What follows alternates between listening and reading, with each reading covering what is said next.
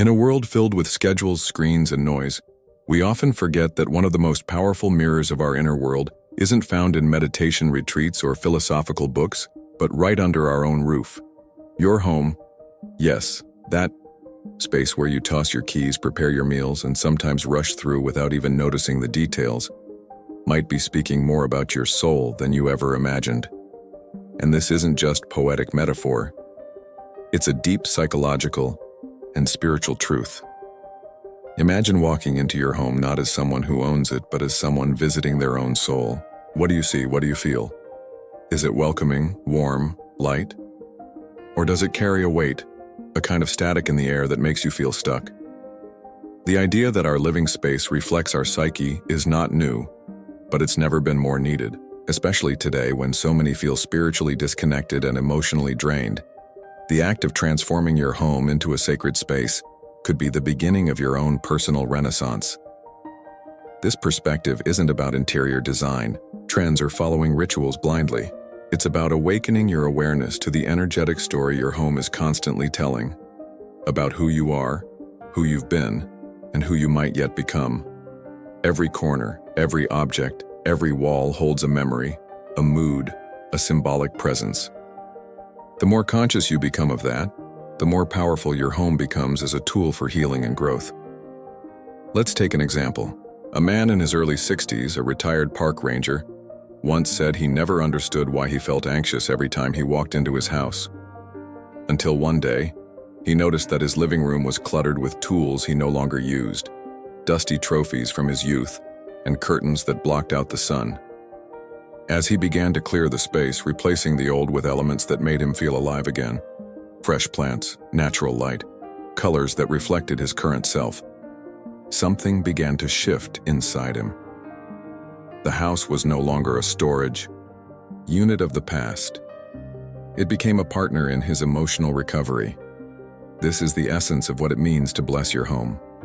Not with incense and chants, although they can be beautiful tools if they resonate with you, but with your full presence, your clear intention, and your spiritual will to create a space that nurtures your becoming. Blessing your home is not about perfection. It's about alignment. It's about choosing deliberately to inhabit your space with meaning. When you do that, your surroundings begin to support your psychological evolution, not block it. You stop feeling like a guest in your own life. In many cultures, from the Andean traditions to the ancient Scandinavians, people would bless their homes not as a superstition, but as a sacred dialogue between the material and the spiritual. They knew what modern psychology now confirms, that our environment profoundly affects our emotions, decisions, and even our dreams. Jung himself once wrote that the inner world is projected onto the outer world, and our home is often the canvas of that projection. So the question becomes, what are you projecting? What unspoken stories, fears, hopes, or longings are embedded in the way your space is arranged? If you look closely, you'll find that your bookshelf may reveal your intellectual hunger, your bedroom may echo your emotional needs, and your kitchen may speak of how you nourish or neglect your body and spirit. When we approach our living space with sacred intention, we are not just moving furniture or decluttering. We are conducting a ritual of self-recognition. Each drawer we clean, each object we let go, each light we allow into our space is a message we send inward. I am ready for peace. I am open to change. I honor who I am becoming. In this journey, there's no need for grand gestures. Sometimes, lighting a candle at dusk and sitting in silence with it can speak louder to your soul than 1,000 words ever could. What matters is that you begin, not to perfect, but to participate consciously in your space. When we begin to observe our surroundings through this lens of spiritual psychology, something subtle but profound starts to shift. What once seemed ordinary, a hallway, a window, a coffee table, begins to feel alive, meaningful, symbolic. Our home stops being a background and becomes a character in our life story, one that holds not only our routines but our essence, one that can either mute our soul or amplify it. And let's be honest, how often do we truly pay attention to what our space is doing to us.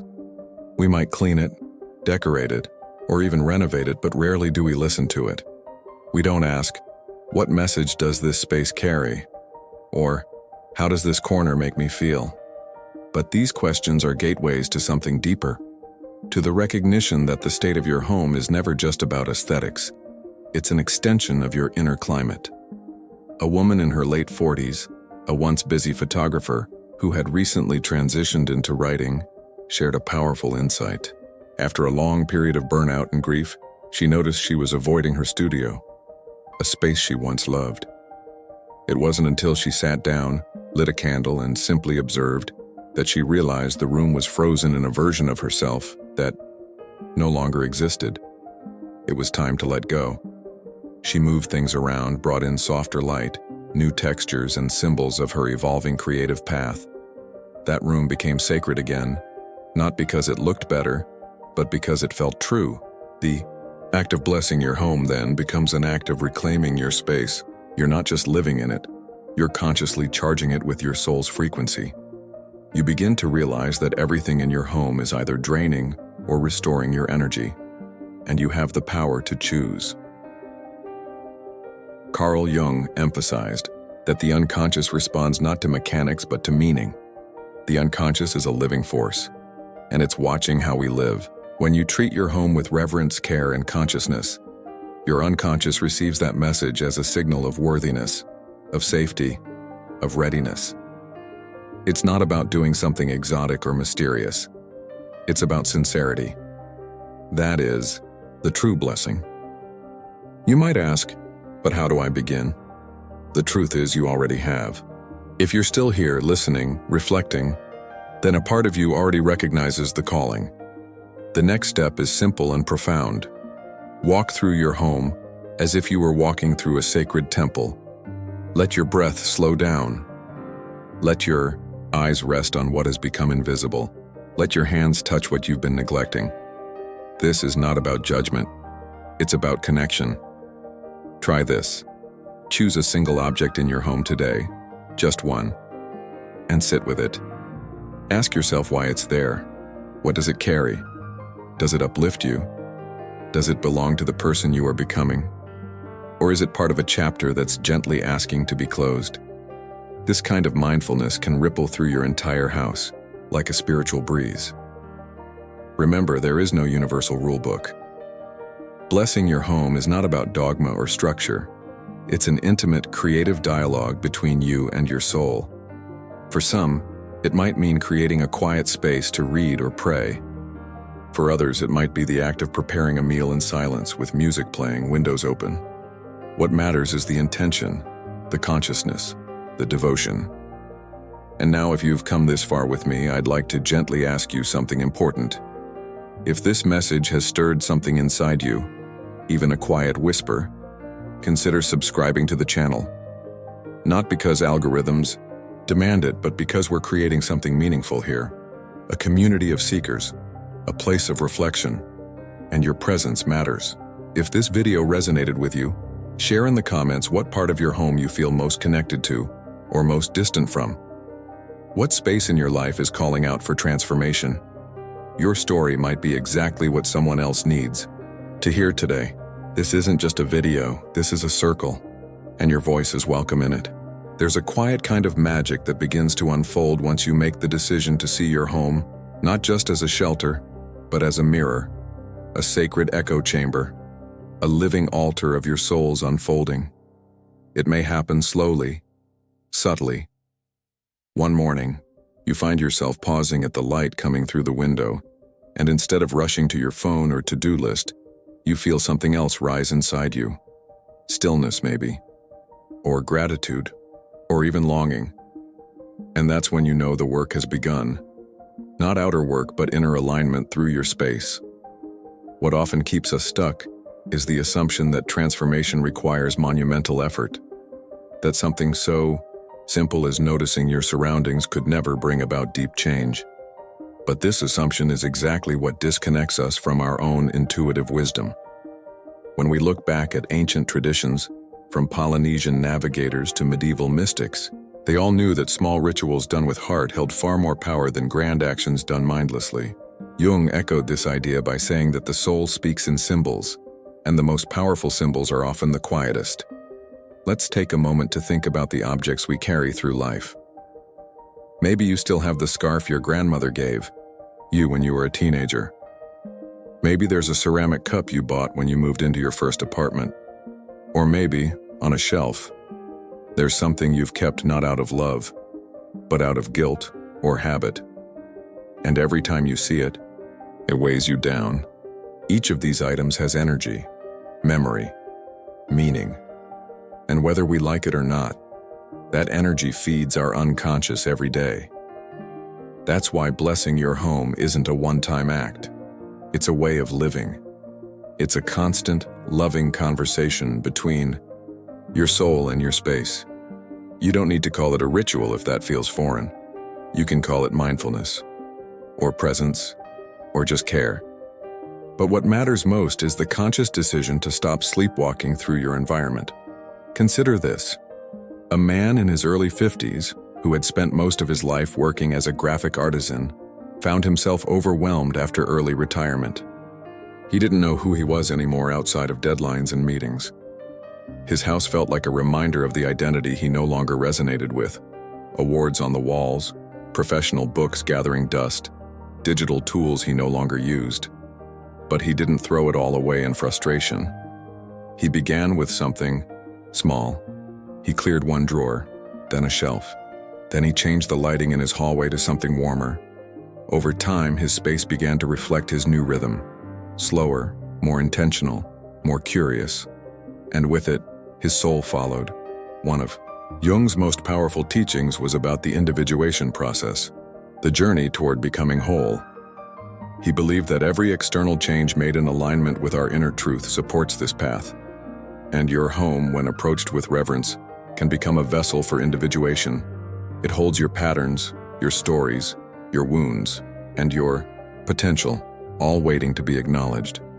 So ask yourself, where does the energy feel stuck in your space? Is there a room you avoid? A corner that always feels heavy? Is your desk chaotic in a way that reflects your mind? Or maybe your bed no longer feels like a place of rest, but of restless scrolling and unresolved thoughts. Start there. Bring awareness.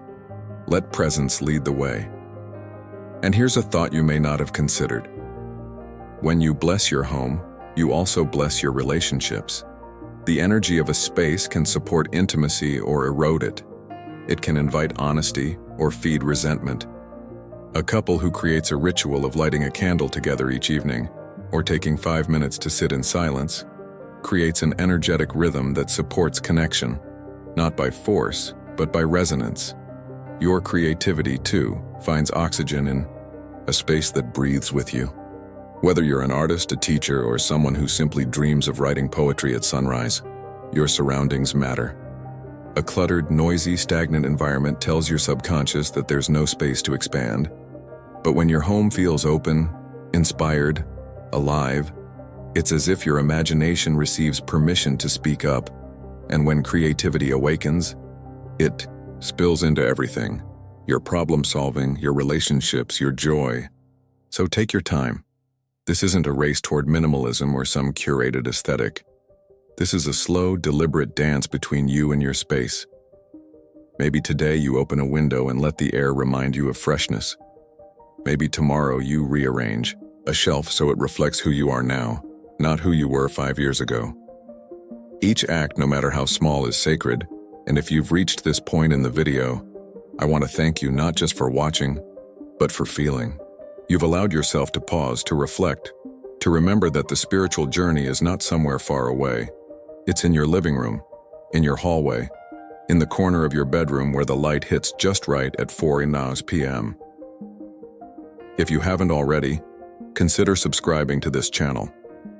But only if it feels like a space that nurtures you the way your home aspires to. And before you go, share with us in the comments, what is one thing in your home that truly reflects who you are right now? What object, scent, or place in your space holds your current truth? You never know. Your reflection might spark someone else's transformation. There's something extraordinary that happens when you begin to view your home not as a fixed structure, but as a breathing, evolving extension of yourself. The walls no longer seem passive. The floors hold the memory of every step you've taken toward becoming more yourself. Even the silence in each room starts to carry meaning. Not emptiness, but invitation. And that is the ultimate essence of blessing your home, turning it into a sanctuary where your truth is not only welcomed, but encouraged to grow. You might not notice the transformation at first. It doesn't come with fireworks or applause. It comes in the quiet way you begin to enjoy your own company again, in how your mornings feel more grounded, your nights more restful. It appears in the way you breathe when you walk through the door, and how your shoulders drop, not in exhaustion, but in relief. A blessed home doesn't just house you, it holds you. And just as importantly, it becomes a place of refuge not only for you, but for everyone who enters. Friends feel it when they visit. That sense of ease, of authenticity, of something unspoken, but deeply comforting. Children notice it too, often instinctively gravitating toward the coziest corner, the softest rug, the sunniest window. Even pets curl up in places where the energy feels kind. Why? Because energy doesn't lie. And when your space is aligned with peace, it radiates in every direction. But remember, this is not a one-time achievement. It's not a box to check. It's a lifelong dance with your environment and with your own evolving self. Life changes. You grow. You shed old layers. Your home must grow with you. What felt comforting 2 years ago may now feel limiting. What once inspired you might now drain you. And that's okay. The sacredness of the space doesn't lie in its permanence, but in its ability to respond to your soul's rhythm. This process, as Jung might suggest, mirrors the psyche's ongoing journey toward integration. To truly bless your home is to listen constantly to what it is trying to tell you, and to what you are ready to tell it in return. The relationship becomes mutual. You care for it, and it cares for you. You release what no longer serves, and in doing so, you make room for new blessings, not just physically, but energetically. One woman, aged 72 and newly living alone after decades of companionship, described her house as echoing, with absence in the early months of solitude. But slowly, as she allowed herself to sit with the space rather than escape it, something softened. She added life to the rooms not by filling them, but by opening them. Windows uncovered, candles lit, music played. Eventually, her home became not a reminder of loss, but a canvas for rediscovery. It was no longer echoing with what was missing. It was resonating with her presence. This is the real magic of the sacred home. It doesn't deny your grief. It doesn't erase your memories. It holds them gently, while inviting you to keep living, fully, deeply, now. And in these small, tender acts of home blessing, lighting incense, rearranging a bookshelf, writing a note of gratitude and placing it under a pillow, you are building something much bigger than comfort. You're building meaning. You're creating a place where your soul can safely unfold. And from that safety comes strength. From that sanctuary, you walk into the world clearer, steadier, softer. And the world, in turn, responds to that energy. So, let go of the pressure to get it right. There is no perfect home.